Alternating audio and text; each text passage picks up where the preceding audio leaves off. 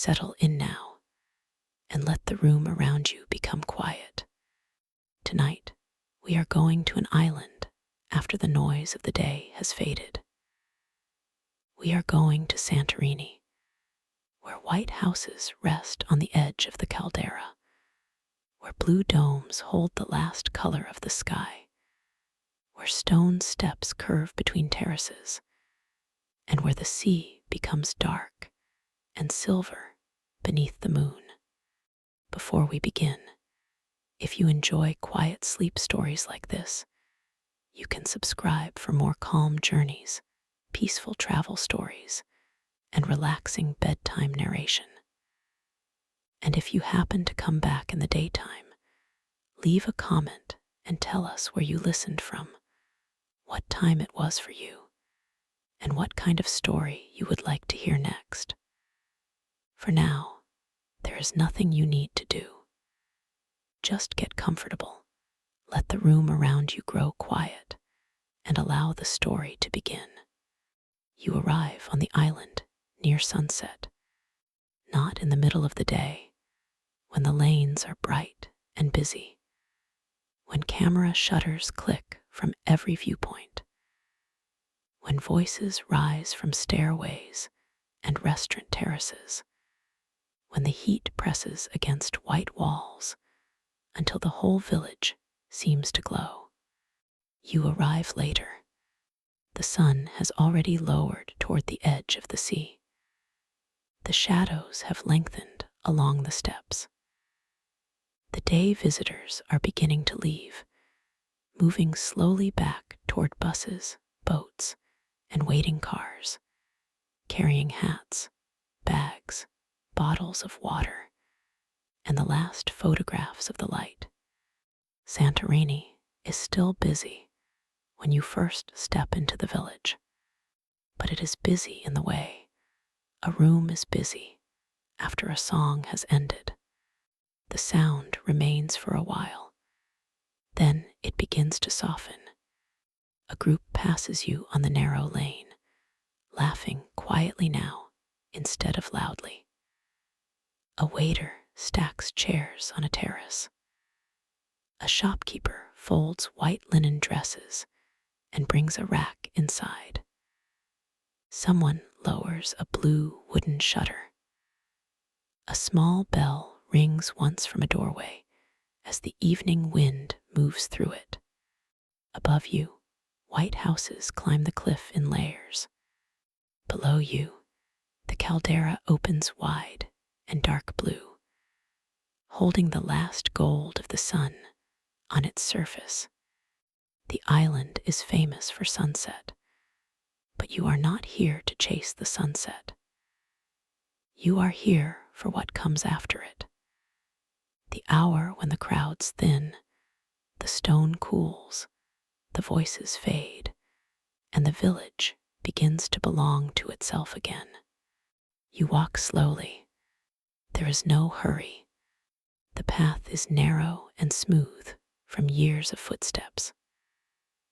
White walls rise on either side, clean and curved, their edges soft in the warm light.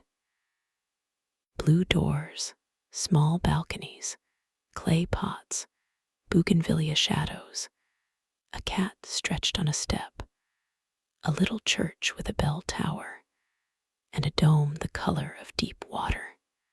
At the top of the lane, the crowd gathers at the viewpoint for the final light. You stop before reaching them. The view is beautiful, but you do not need to stand at the very edge of it. You find a quieter place a little behind, beside a low wall warmed by the day. From there, you can see the same sun lowering over the sea, but with space around you. Space to breathe. Space to let the island come to you slowly. The sun touches the horizon. For a moment, the whole village changes color. White becomes cream. Blue becomes violet. Windows turn amber. The sea below catches a path of fire and then lets it fade. People applaud from the viewpoint. The sound is gentle, distant, almost surprising. Then the crowd begins to move, feet on stone, voices gathering bags, the soft shuffle of hundreds of people turning back from the edge of the day. You remain where you are. The best part begins when no one is trying to capture it. A little wind comes up from the water. The wall beneath your hand slowly gives back the heat it has held all afternoon. And one by one, the lights of Santorini begin to appear. Chapter 1. The last crowd AT, the viewpoint. At first, the village empties slowly. It does not become quiet all at once. Places known for beauty hold people a little longer. They linger on steps, review photographs, point one last time toward the water, decide whether to buy a postcard or find dinner or return to the hotel. But the urgency is gone. The famous moment has passed. Now the island can exhale. You walk toward the viewpoint after the thickest crowd has left. The path curves between white buildings and opens suddenly to the caldera. The low wall is still lined with people, but there are spaces between them now. A couple speaks in whispers. A man folds a tripod. Two friends sit on the ground with their backs against a wall, sandals beside them, looking not at the sunset, but at the first stars. The sky is no longer gold. It is rose near the horizon, then lavender, then blue. The sea below looks almost still from this height, though you know it is always moving. Boats leave thin, pale lines on the water. Far below, the old port has begun to glow with small lights. A woman selling jewelry closes her case. She moves slowly, placing each bracelet into a cloth sleeve, each ring into its place, not rushing because the night has already arrived and nothing more can be gained by hurry. Nearby, a restaurant lantern flickers on. Then another lower down the cliff. The island begins to build a second sky out of warm lights. You stay at the wall only a few minutes, long enough to take in the curve of the caldera, the darkening sea, the islands in the distance like shadows sleeping on water. Not so long that the view becomes something you try to own. Some beauty is better when it passes through you. You leave the viewpoint by a side lane. It is quieter immediately. One turn away from the famous edge, the village changes. The lane narrows. The walls lean closer. The sound of the remaining crowd becomes muffled behind buildings. A cat slips past your ankle and disappears through a gate. Somewhere inside a house, plates are being set on a table. Somewhere else, water runs briefly into a sink and stops. You pass a small shop closing for the night. The owner stands outside, sweeping dust and tiny petals from the threshold. She nods when you pass. Not a greeting that asks for conversation, just recognition. Two people sharing the same quiet hour. The smell of the island changes after sunset. During the day, it smells of hot stone, sunscreen, sea air, coffee, and sun-warmed paint. At night, other scents come forward. Jasmine, damp clay from watered pots, bread from a kitchen, grilled fish from a terrace below, the faint mineral smell of stone cooling after heat. You follow the lane down 3 steps, across a little square, then up again between rounded walls. Santorini is not flat enough for thought to remain straight. Every path bends. Every staircase offers a different angle of the sea. Every roof becomes someone else's terrace. Every terrace becomes someone else's ceiling. The village is not built like a grid. It is built like memory, shaped by cliff, weather, and the patient need to make a home on volcanic stone. At the edge of a small square, you find a church. White walls, blue dome, a bell tower with 2 openings. The door is closed, but the stone outside is swept clean. A single lamp glows above the entrance, not bright, just enough to show the curve of the doorway. The blue dome still holds color, even in the fading light. It seems to gather the last pieces of sky and keep them close. No one else is in the square.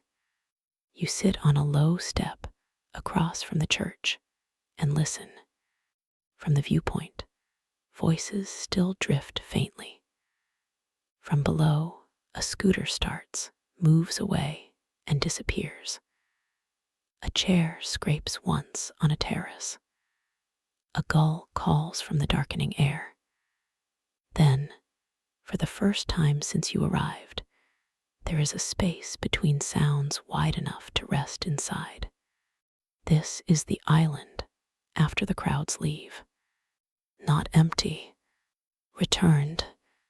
You stay until the lamp above the church door becomes brighter than the sky. Then you rise and continue into the lanes. Chapter 2: White lanes after closing time. The village after closing time is not asleep yet. It is changing clothes. Shops draw in their displays. Menus are taken from stands and leaned against walls. Bright signs are dimmed. Terrace cushions are stacked. A boy carries a tray of glasses through a blue door. A woman waters a pot of basil and lets the water run carefully, not wasting it. The cats become bolder, moving from shadow to shadow as if they are the true owners of every path. You walk without needing a destination. That is one of the quiet luxuries of travel at night. During the day, there are places to see, times to meet, views to reach before the light changes. At night, after the crowd has turned away, a walk can be only a walk. A corner can matter because it is gentle. A wall can matter because moonlight rests on it. A staircase can matter because it leads to another staircase and nothing more. The stone beneath your feet is pale and smooth. It holds the last warmth of the day, but the air above it has cooled. When the wind moves through the lane, it carries the sea with it. Not the heavy smell of harbor water, but a clean, distant salt, softened by flowers and food and the faint dust of whitewashed walls. A small cafe remains open at the corner of a narrow square. Only one table is occupied by an older man reading a newspaper under a yellow lamp. The paper is probably from the morning, perhaps even yesterday, but he turns the pages with care. Inside the cafe, cups are stacked behind the counter. A radio plays very softly, the kind of music that does not ask to be listened to, only to be present. You choose a table near the edge and order tea, not because you need it, because sitting down is how a place begins to slow inside you. The cup arrives in a small glass, hot and fragrant, with a spoon placed beside it and a little dish of honey. You hold the glass carefully and feel the heat move into your fingers. The square is almost empty. A white stair rises on one side, a blue door on another, a small balcony above with linen curtains moving behind open shutters. The waiter does not hurry you. This is important. Some places sell time badly, always moving you toward the next thing. This cafe seems to understand that after the sunset, time changes shape. You sip slowly. The tea tastes of herbs, honey, and the evening air. The old man folds his newspaper and leaves coins on the table. The waiter wipes a counter inside. A cat jumps onto a chair 2 tables away, considers you, then curls into itself as if the chair had been prepared for that purpose alone. You sit until the tea is gone. The square darkens, but softly.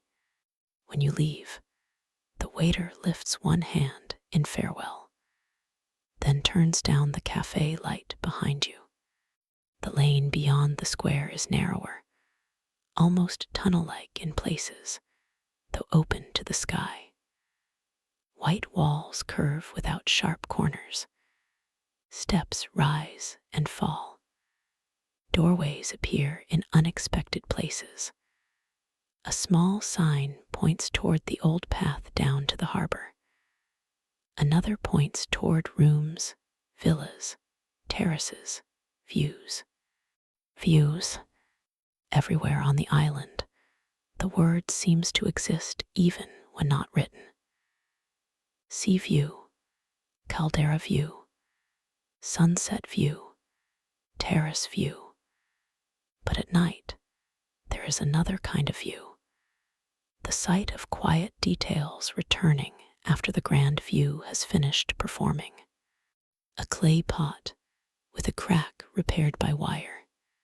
A blue chair tucked under a stair. A line of laundry moving gently in the dark. A small shrine with a candle behind glass. A doorstep worn lower in the middle by years of feet. These are not famous. That is why they feel generous. You follow the lane until it opens to a small terrace with no restaurant, no tables, no sign. Just a public place where the wall is low and the caldera opens beyond it. The sky is fully dark now. The first strong stars have appeared. Below, the sea is almost black, but it holds light from boats, from villages across the cliff, from the moon rising somewhere behind you. The island is no longer blue and white only. It is silver, amber, shadow, and the faint warm glow of windows cut into stone. You lean on the terrace wall and breathe. The crowd noise is gone. The island is still awake, but it is awake in its own voice. Chapter 3. Blue domes in the moonlight. You find the blue domes by accident. During the day, people search for them.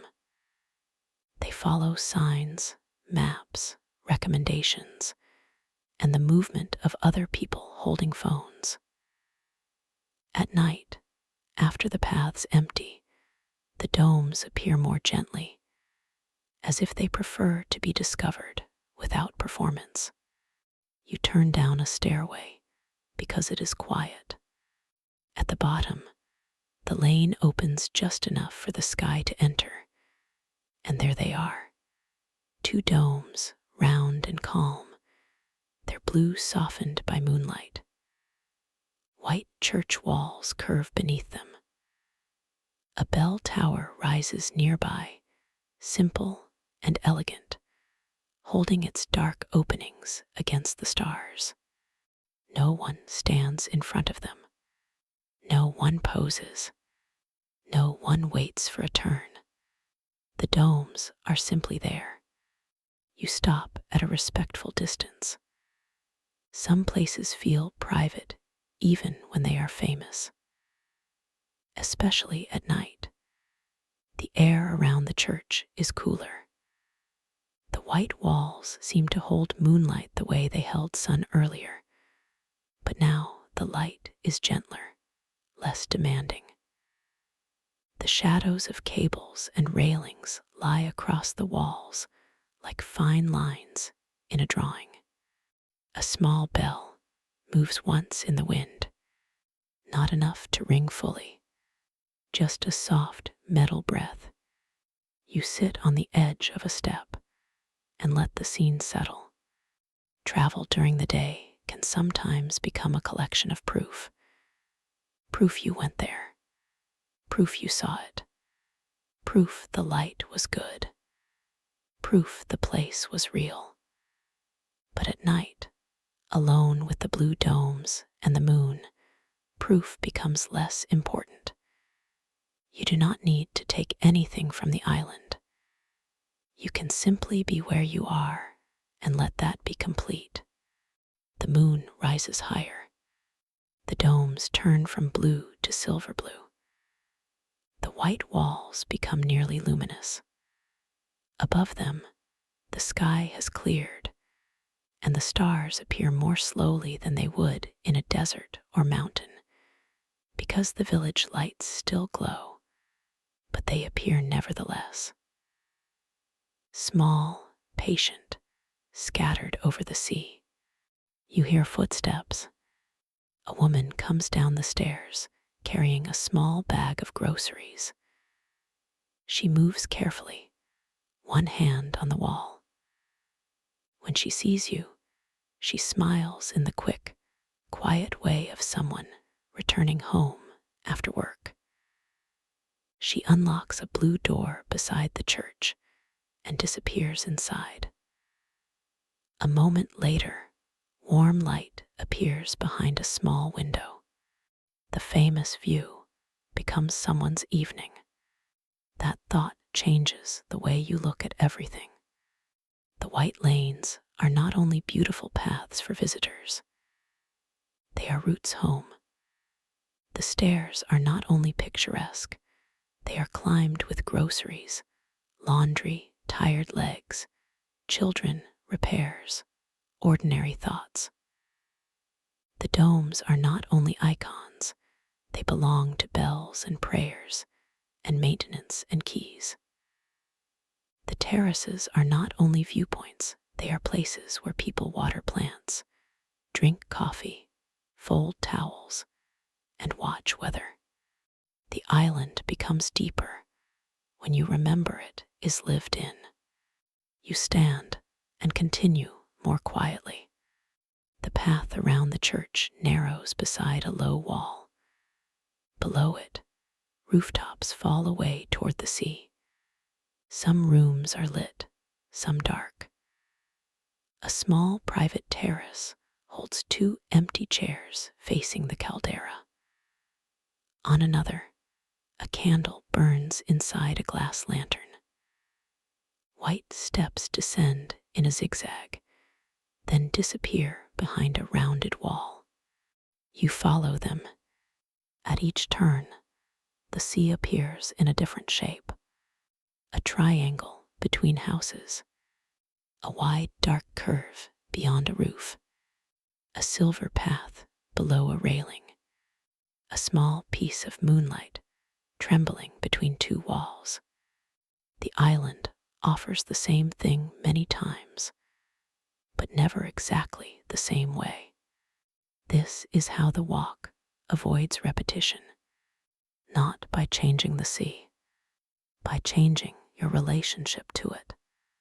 At the bottom of the stairway, you reach a narrow passage where bougainvillea hangs over the wall. In daylight, it would be vivid pink, almost too bright. Now the flowers are dark clusters against white, and only a few petals catch the lamplight. Some have fallen onto the steps. You step around them carefully, as if they were sleeping. A breeze moves through the passage. For a moment, everything seems to breathe together. Curtains, flowers, sea, your shirt sleeve, the small flame in a lantern behind glass. You pause and let your own breathing join it. In, salt air.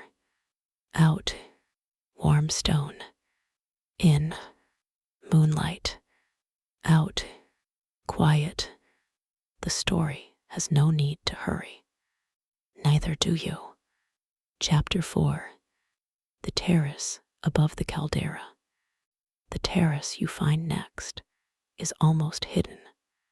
It sits behind a low arch, down 3 steps, and around a white corner, where the village seems to pause before dropping toward the cliff. There are no tables, no menu, no sign. Just a stone bench built into the wall, 2 clay pots, and a view of the caldera so wide it feels at first like there is nothing between you and the night. You sit. The stone bench is cool now. The sky above the water has deepened to a blue so dark it is nearly black. The caldera curves in silence, an old volcanic shape filled with sea and shadow. The islands in the middle are low and dark, their edges barely visible. A boat moves far below, its light traveling slowly, leaving no sound at this height. The daytime island was vertical. Stairs, cliffs, domes, stacked houses, people climbing and descending. The night island is horizontal. Sea, horizon, moon path, slow boat, dark rim of land. Your body notices the change. Your shoulders lower. Your hands rest. The view does not ask to be photographed. It asks to be watched until watching becomes rest. A few terraces below, someone laughs softly, then stops. A fork touches a plate. A door closes. Farther away, music begins somewhere, then fades as wind shifts. Not loud music, not the music of crowds. A small thread of sound from a dinner you will never see. This is one of the gentle pleasures of being in a village at night. Other lives exist nearby, but not heavily. You do not need to enter them. You can hear a glass set down, smell bread from an unseen kitchen, notice a lamp being switched off, and feel the comfort of people being peacefully elsewhere. You take off your shoes for a moment. The stone under your feet is cool and slightly rough. After walking through the lanes, it feels good to be still. You stretch your toes and let the night air touch them. The sea wind moves across the terrace, not cold, only clear. Below the bench, a small plant grows from a crack in the wall. You notice it only because you have been sitting long enough for small things to appear. Its leaves are pale in the moonlight. It has no obvious soil, only a little dust and whatever water gathers when rain runs down the wall. Still, it grows. Travel often changes when you notice the small things holding on. Not dramatically, quietly. You think of the island itself, built on edges, slopes, old eruptions, wind, scarcity, beauty, and patience. Whitewash renewed against sun. Steps repaired after storms. Blue paint refreshed. Walls rounded against weather. Water saved. Shade valued. Every soft curve has a reason older than tourism. The terrace is not only beautiful, it is practical beauty, shaped by heat, wind, light, and stone. That makes it calmer. A beautiful thing with a reason feels less fragile. You sit until the moon has risen higher. The sea darkens further, then brightens along one path where the moon lays itself on the water. The path seems to begin below the cliff and run outward forever. You know it is only light on waves, but sleep stories are allowed to let light become a road. For a while, you imagine walking it, not with effort, not with destination, just moving along silver water, quiet and weightless, past the boats, past the islands, past the edge of the caldera, into the calm dark where nothing is expected. Then the wind changes and brings you back to the terrace. You put your shoes on again.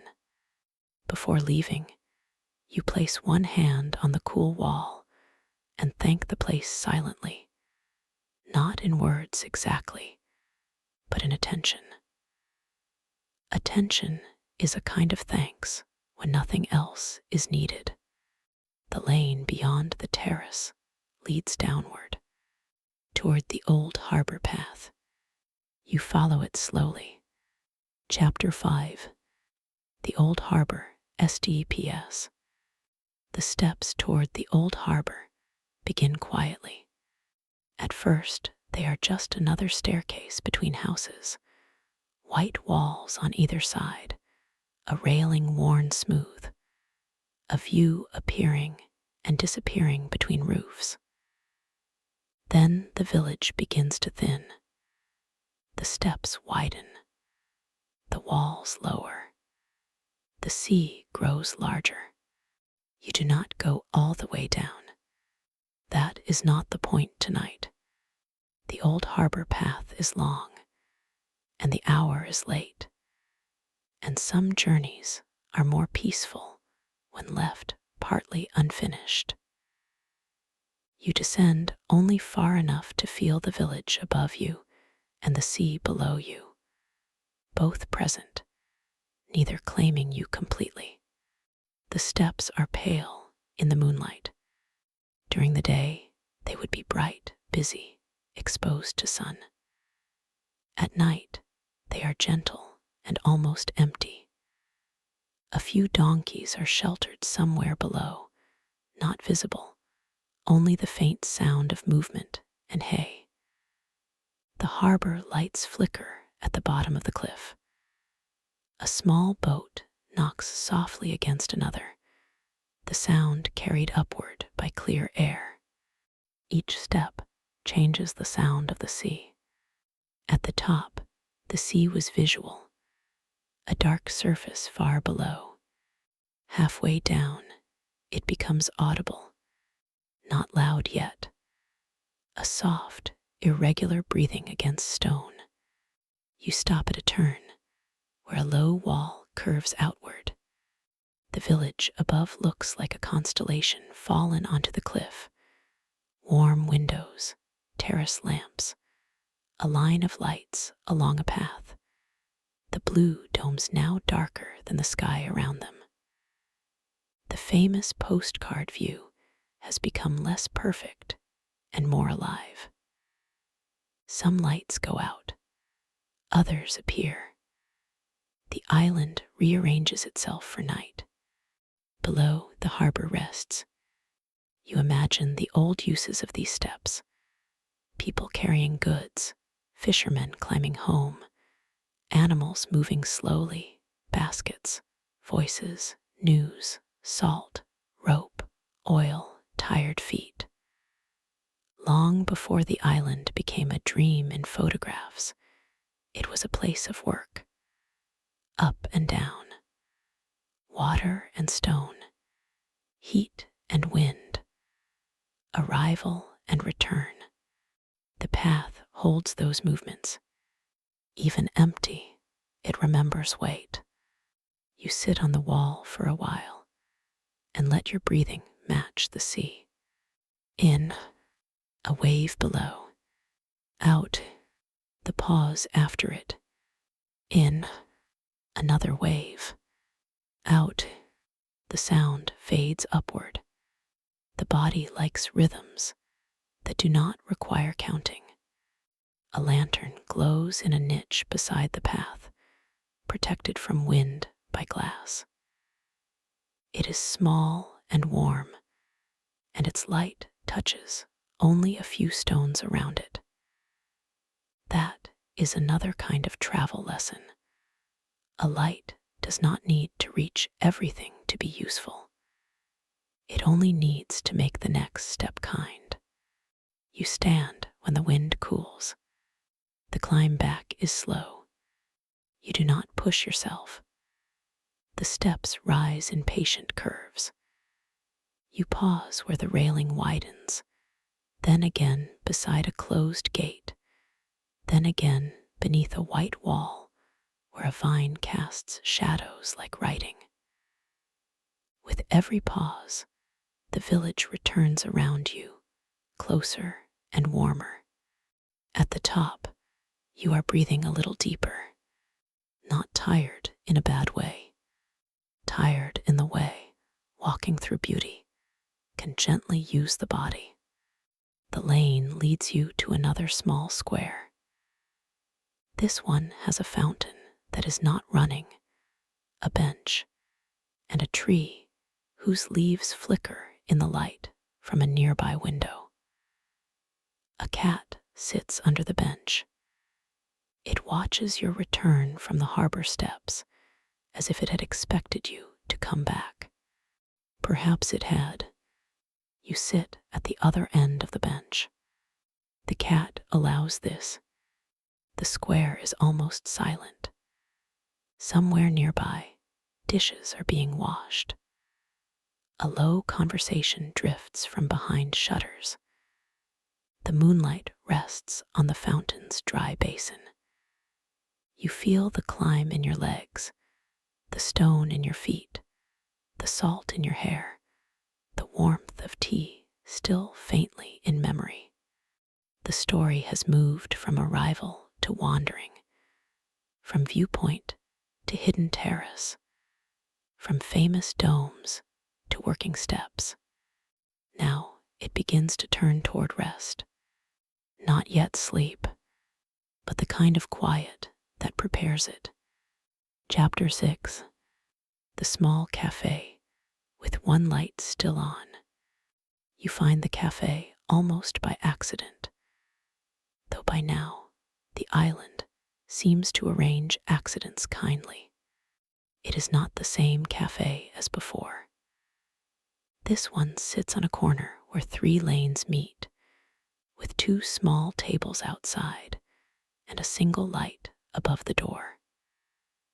The chairs are already stacked, except for one. The owner is sweeping inside, but when you slow near the window, he opens the door and lifts his eyebrows as if to say there is time for one more cup. You nod. Inside, the cafe is smaller than it looked from the lane. A counter with glass jars, a shelf of cups, a small refrigerator humming softly. Photographs on the wall, the village in older years, fishermen, a wedding, a black and white image of the caldera before the buildings became so many and bright. The light is warm and low. It makes the room feel like a pocket in the night. You ask for something simple. He brings chamomile tea with a small piece of sweet bread. No menu, no performance, just what remains at the end of the day. The bread is soft, lightly sweet, and flavored with something you cannot name. Orange, perhaps, or anise, or only the fact that you are eating it in a quiet cafe after walking under the moon. The owner wipes the counter slowly. He does not ask where you are from. You do not ask whether he has lived here all his life. Some conversations are better when they remain possible rather than used. You sit by the window and watch the lane. Now and then, someone passes. A couple walking quietly. A local man carrying folded towels. A young woman with a small dog. A worker from a restaurant, shirt sleeves rolled, moving with the tired relief of a shift completed. Each person appears in the window for a moment, then disappears into white walls and blue shadow. The cafe clock ticks. It is the first clock you have noticed all evening. Time has been measured until now by light. Sunset, blue hour, moonrise, the dimming of shops, the rise of stars, the turning off of terraces. A clock feels almost unnecessary, but comforting in its own way. Not demanding, just present. The tea cools enough to drink deeply. It tastes like flowers and sleep. Outside the cafe, the wind moves through the 3 lanes differently. One lane carries sea air. One carries the smell of food from a closing kitchen. One carries the dry mineral coolness of the upper village. The corner gathers them all. You understand then that Santorini at night is not only a view, it is a series of thresholds. Village to cliff, crowd to quiet, heat to coolness, famous to intimate, outside to inside, walking to resting, day self to night self. The story is not about seeing everything. It is about slowly needing less. When you finish the tea, the owner places a small glass of water beside the empty cup. Perhaps he does this for everyone. Perhaps not. You accept it as part of the night's kindness. You pay, thank him softly, and step back into the lane. Behind you, the cafe light goes out. Not abruptly. He turns off the inner lights first, then the sign, then the small lamp above the counter. The doorway remains visible in moonlight for a moment, then becomes only another blue shadow among white walls. The village is much quieter now. The crowds are fully gone. The restaurants are closing. The terraces have fewer voices. The cats move openly. The air has cooled enough that you can feel it on your arms. Somewhere, a church bell marks the hour with a single soft note, not loud enough to startle, only enough to place the night gently in time. You continue uphill. Your room is somewhere above the water, but you do not go there directly. Not yet. One last walk remains. A slow return through sleeping streets. Chapter 7. The Island Wind and the Dark Sea. The wind is stronger on the upper path. It comes across the caldera and moves through the village in long, smooth breaths. Not harsh, not cold, just present, The way island wind is always present if you stop long enough to notice.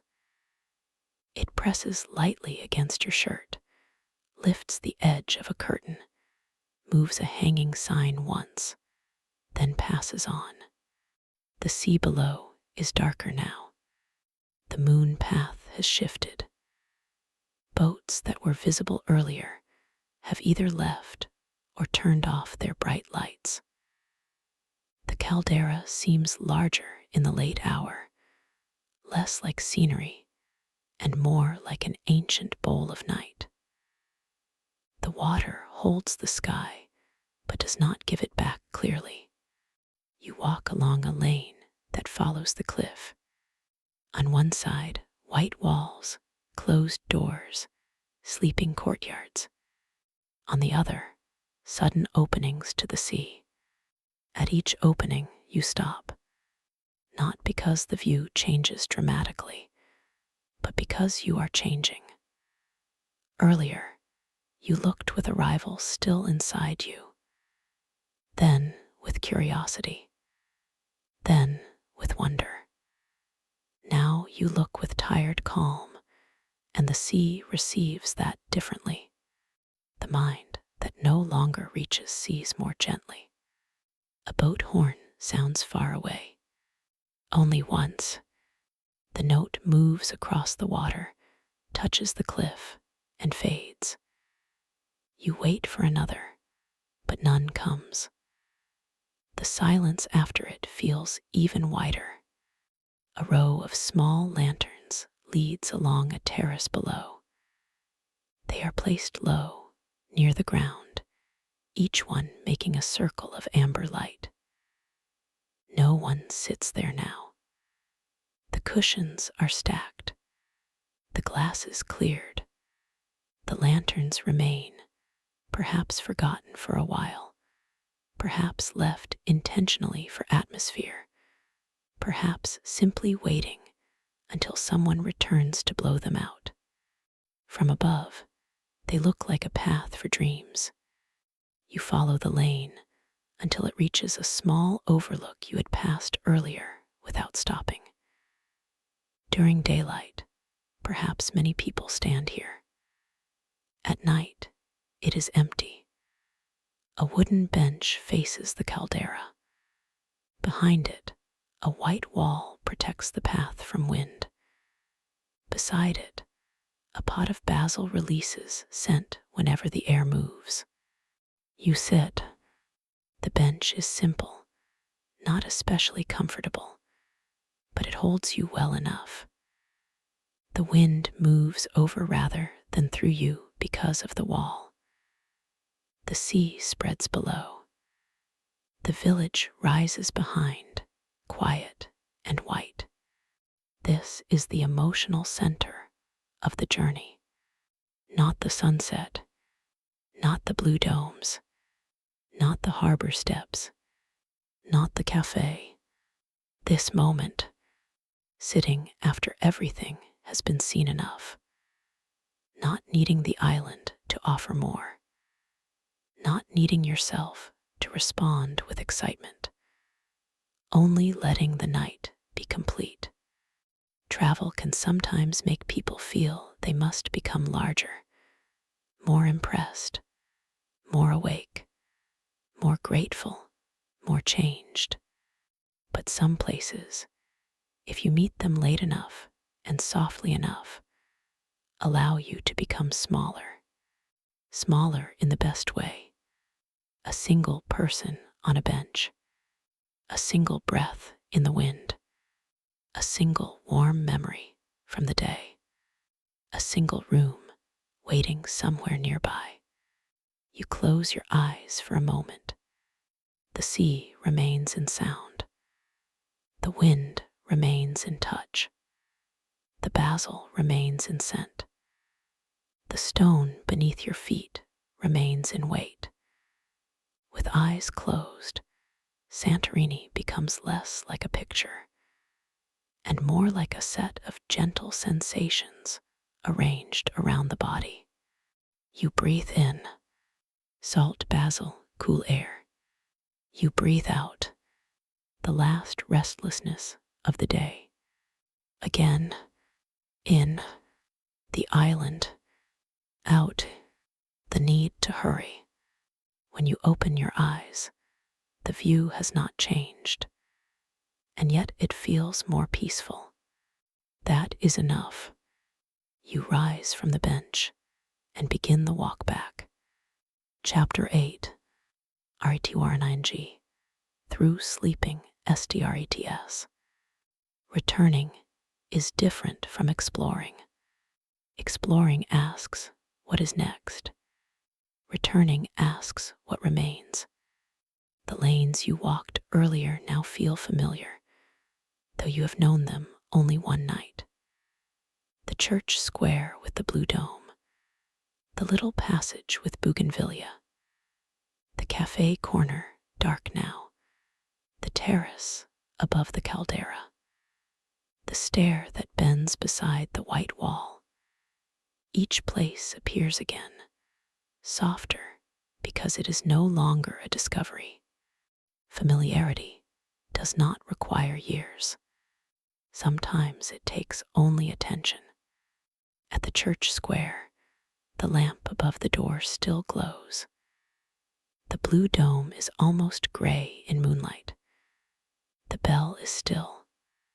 The woman's window is dark now. Someone inside has gone to sleep. You pass quietly, as if crossing the edge of someone's dream. In the narrow passage, the fallen bougainvillea petals have shifted slightly in the wind. You step around them again. The gesture is unnecessary, but peaceful. It feels good to move carefully when nothing demands it. At the cafe corner, the chairs are stacked, the door locked, the window dark. But the memory of tea remains so strongly that the place still feels warm. At the hidden terrace, you pause only briefly. The sea is lower in your body now, less a view than a presence. You do not need to sit again. You know it is there. The village has almost finished closing. A few restaurant workers speak softly near a doorway. A scooter passes once on a street above, then fades. A dog barks twice and is answered by another far away. Somewhere, water runs over stone from a hose or a drain. Then the island returns to its hush. You begin to notice doors. Blue doors, green doors, white doors nearly invisible in white walls. Some with brass handles polished by use. Some with peeling paint. Some with small ceramic numbers. Some with tiny windows covered by lace. Behind each one, a room. Behind each room, a life, a bed, a table, a glass of water, a pair of sandals, a towel over a chair. Travel sleep stories often end with a room because the body understands rooms.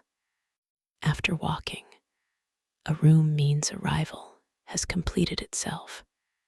Your room waits near the upper edge of the village, not grand, but beautiful in the quiet way of simple places.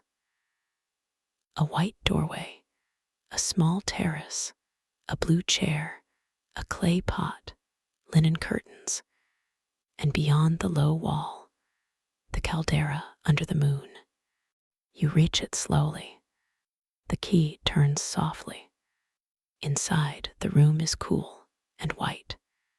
The bed is made with light linen. A small lamp rests beside it. The window stands open behind sheer curtains that move in the wind. On the table, a glass bottle of water catches moonlight. The floor is smooth beneath your feet. The walls are bare, except for one small framed drawing of the island. You leave the bright lamp off. There is enough light from the moon and the village below. You step onto the small terrace one last time. From here, Santorini is no longer something to walk through. It is something to rest above. The lanes are hidden now, but you know they are there. The church square, the cafe, the harbor steps, the terrace, the bench with basil, the blue domes, the viewpoint where the crowd once stood.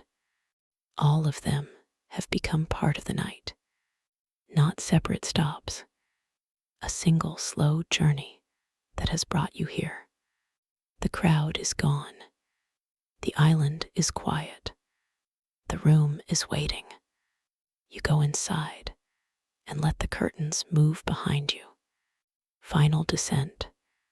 The white room above the water. Now let the story become softer. There is nowhere else to go tonight. No more steps to climb. No more terraces to find. No more viewpoints to reach before the light changes. The island has given you its evening, its lanes, its blue domes, its old harbor steps, its quiet cafe, its wind, its dark sea. And now it gives you this room, a white room above the water. Simple, cool, still. The curtains move gently in the open window. Not enough to make sound, only enough to show the air is alive. The small terrace outside rests in moonlight. The blue chair is empty. The clay pot holds a plant whose leaves tremble whenever the wind comes up from the caldera. Far below, the sea moves in darkness. You cannot hear every wave from here, only the suggestion of water, a low, soft presence beneath the night. The bed waits with clean linen, light and cool against the skin. The room smells faintly of soap, stone, sea air, and the sweetness of flowers somewhere outside. On the table, the glass bottle of water holds a thin line of moonlight. There is nothing more to do. Let that be true. Nothing more to see. Nothing more to photograph. Nothing more to plan. Nothing more to prove. The journey has already happened. You arrived as the sun was going down. You watched the crowd leave the viewpoint. You walked through white lanes after closing time. You found blue domes in moonlight. You sat above the caldera.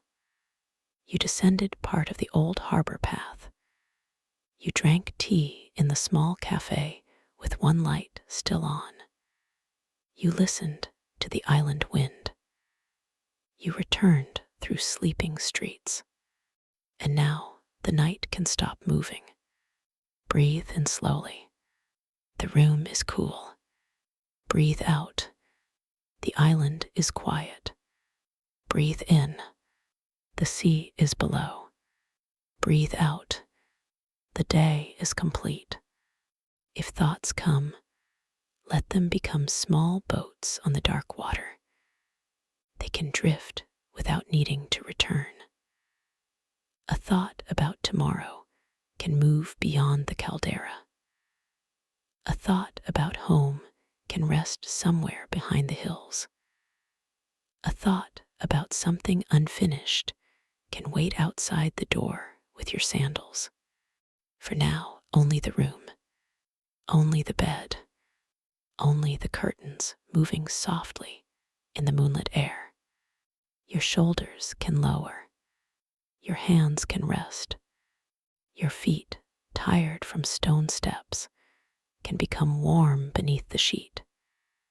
Your face can soften. Your jaw can loosen.